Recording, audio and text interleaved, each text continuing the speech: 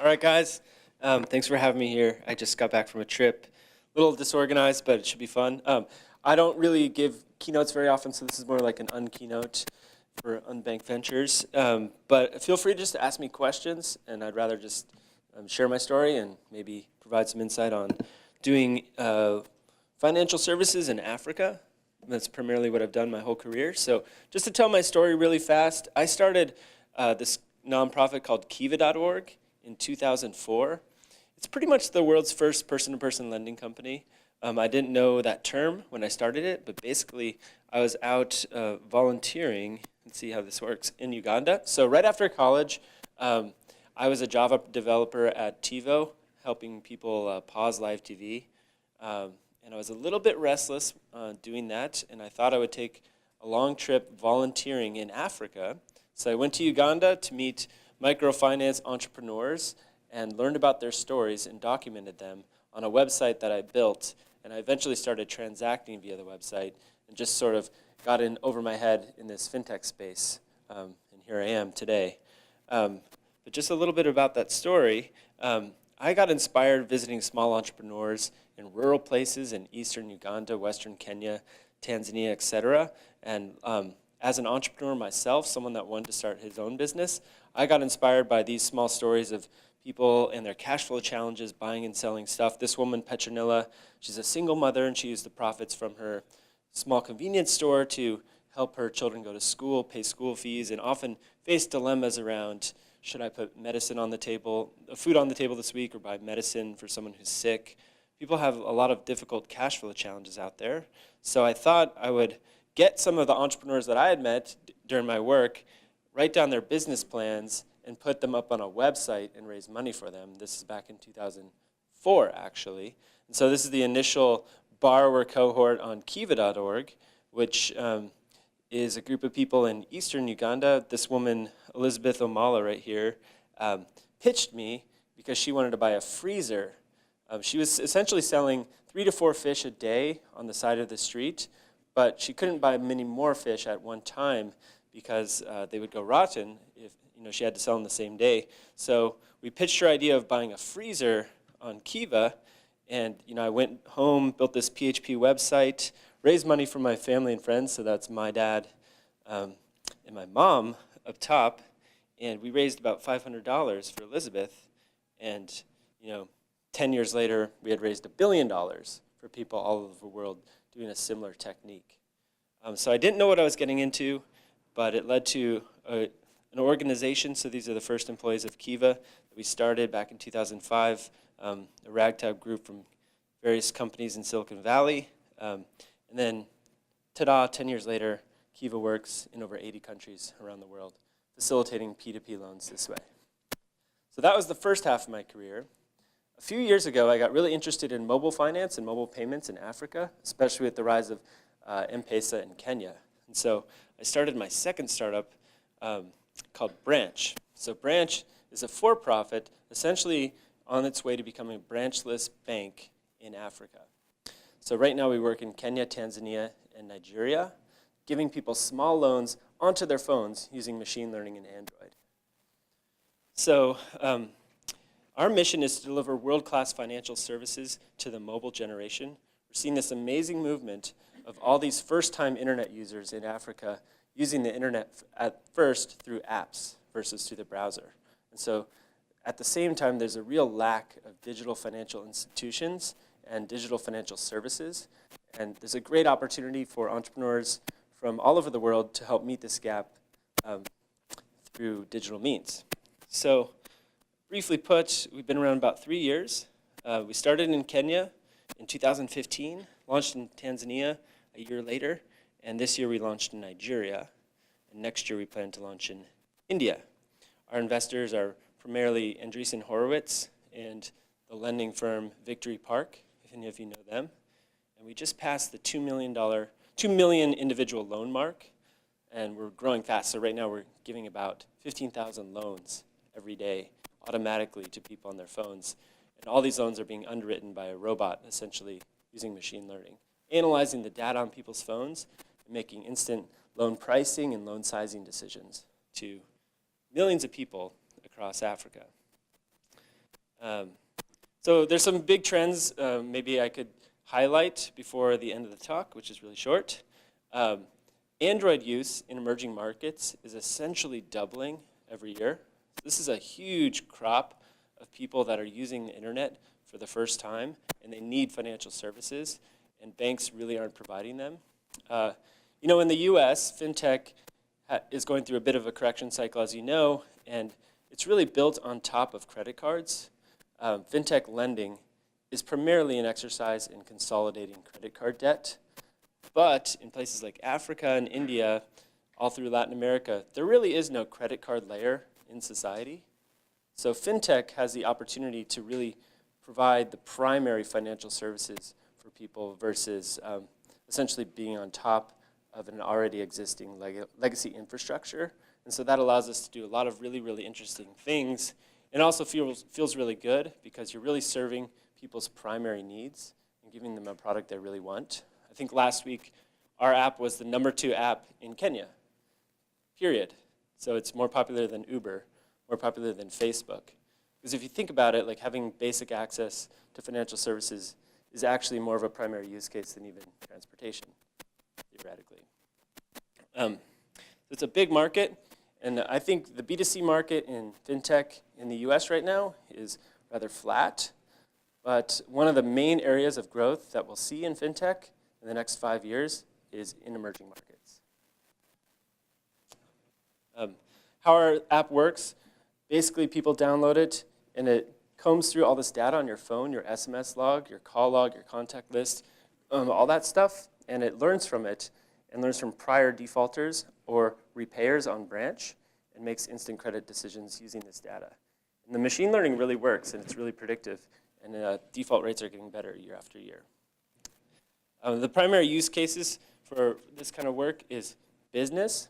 So you see a lot of people in Africa that have their own business, right? People don't necessarily have jobs. They don't necessarily work for an employer. They work for themselves. And when you work for yourself, you have a lot of cash flow needs. You need to buy something at the market in the morning and sell it in that same day in the afternoon. So if you give people a line of credit to do that, they really value it, and they can get ahead in their business versus others. So business use is about 70% of the primary use. And lastly, just in terms of our product vision, we're looking first to acquire millions of people in Africa and next year in India via mobile app, mobile loans, and then layer on top a money transmission platform on top of that, like a Venmo style thing of Africa. Eventually be a point of sale payments processor as well, like a credit card. So I'll stop right there. Really quick overview of what am I doing. Does anyone have any questions? Yeah.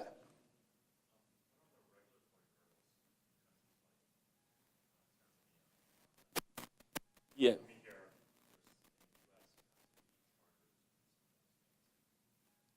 Yeah, regulation is pretty thin in financial services and usually tailored to offline means. And the regulation really hasn't caught up to things like digital lending yet. So it's kind of a wild west out there, not a lot of regulation. You have to regulate yourself. Yeah.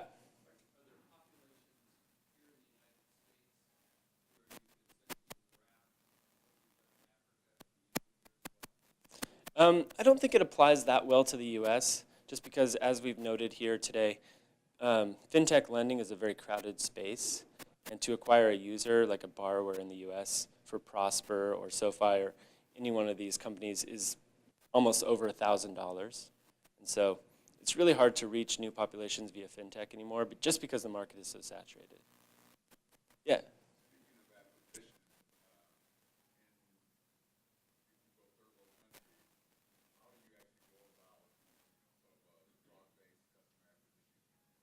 Yeah, that's the amazing thing. You know, I just started doing this at Kiva, offering people digital loans via M-Pesa, and I just saw that the product market fit was more strong than I'd ever experienced in any product in my life.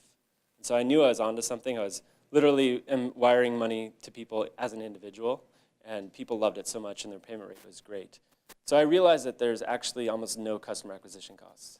If you just drop an app like this into the Nigerian scene, and people start hearing about it, that you can get a loan instantly on your phone, it spreads. Everyone wants it. It's kind of like the 1960s when credit cards really first hit the market. I don't know if you guys all remember this, But they were really popular right at first, and basically everyone wanted them. And that's what we're going to see throughout the emerging markets in the next. Yeah, so you can just drop it on Google Play. You can do some ads, and then it pretty much takes off on its own. The CAC is like nothing. Yeah.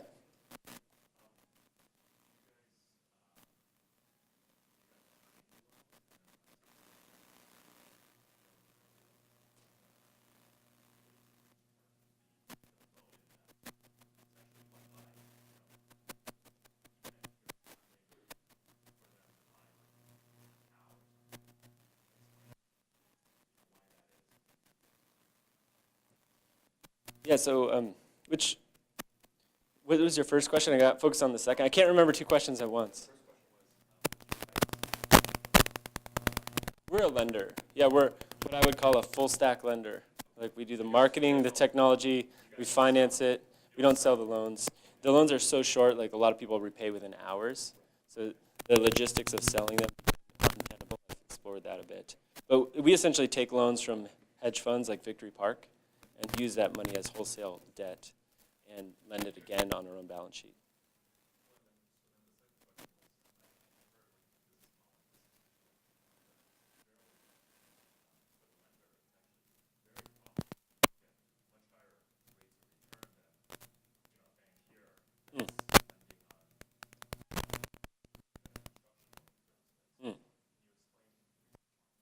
I think what you're saying is, as a lender, like a microfinance lender, you charge higher interest rates in Africa, for instance, than, for instance, in San Francisco if you're lending to prime borrowers, right?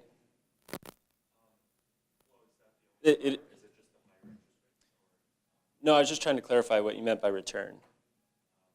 Sorry. Basically, the markets are really illiquid, and so people don't have a lot of good financial options, and so they really, really value a loan, and they're not very price sensitive because people often work for themselves. They're buying and selling stuff, and they can make a great return on a small amount of money. So they can make like 100% return on buying and selling something in a day, and so they're not too concerned about a daily interest rate of 5% or 10%. You know, it doesn't really affect their mentality when borrowing, for better or for worse. We're trying to change that, but that's the state of finance in these markets where there's a lot less liquidity. Yeah.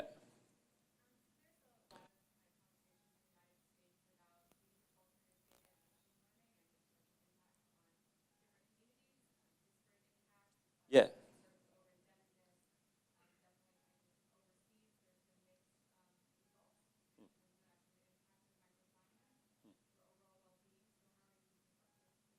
There's a lot of things, yeah. So I fundamentally believe having a society where there's more liquidity is just generally part of being a modern society and getting out of the developing status to the emerging status to the developed status. So having a society where people have access to a line of credit is in and of itself a good thing.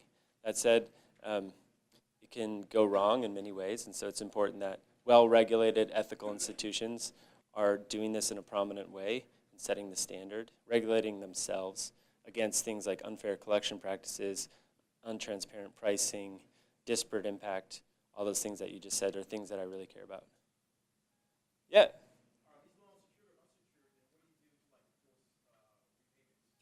Yeah. Yeah, we just have an app, no branches. It's unsecured lending. We'll lend super small amounts to people, and so if they default, not a big problem. We just don't lend to them again. And then the people that end up being creditworthy and wanting that service stay in the system and use it pretty frequently. Yeah, like the cool thing about this is that you can lend to an entire country. If people are willing to take a $2 loan as a starter loan, you could lend to everyone in Tanzania within relative recent short amount of time, and then you can build a graph of everyone's repayment behavior and be essentially the credit bureau for yourself. Yeah.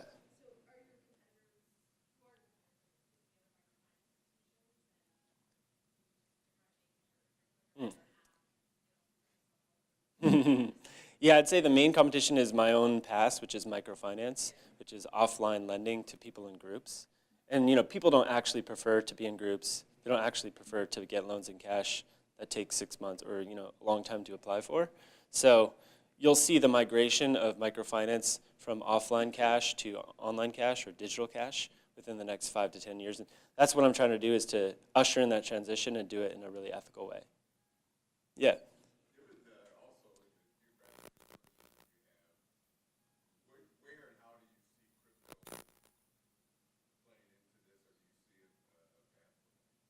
I think it gets really interesting when the general public of these countries starts using crypto.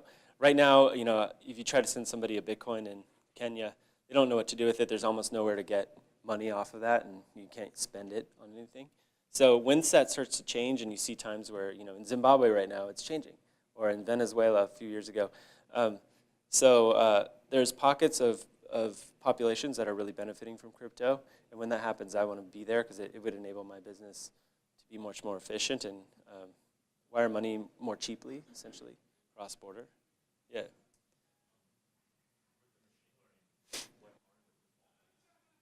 Our default rate's around 6% on a dollar-weighted basis, but on a people-weighted basis, maybe more like 15 to 20%. So we'll essentially ping like the general public with $2 loans, and maybe 15 to 20% of those $2 borrowers don't repay; they just get washed out, and then the default rate plunges to 4 or 5% after that. Yeah. So the way the business works is you just gotta test a lot of people with small amounts of money and gather a strong cohort of repeat borrowers in a portfolio. Oh, the repeat guys are like 4 or 5%. But if you blend it all together, maybe it's like 6%. Yeah, like one way to quote a default rate is in terms of like money loss rate. Another way is in terms of number of people that default. The number of people stat is much higher than the number of dollars stat. Yeah.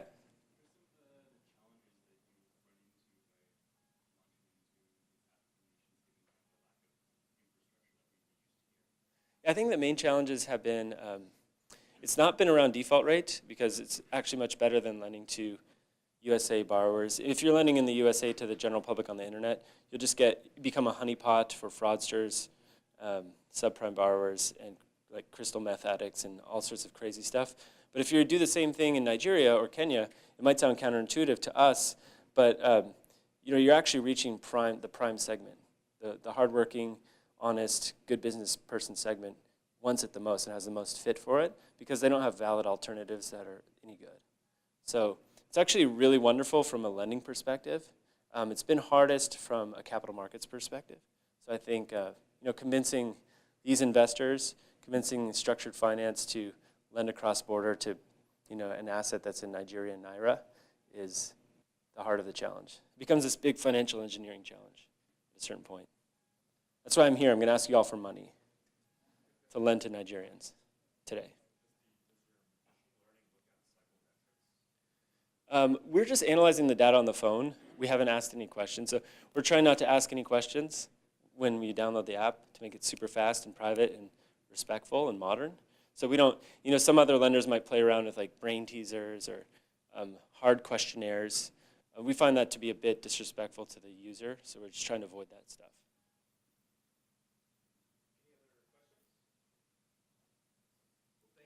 Yeah.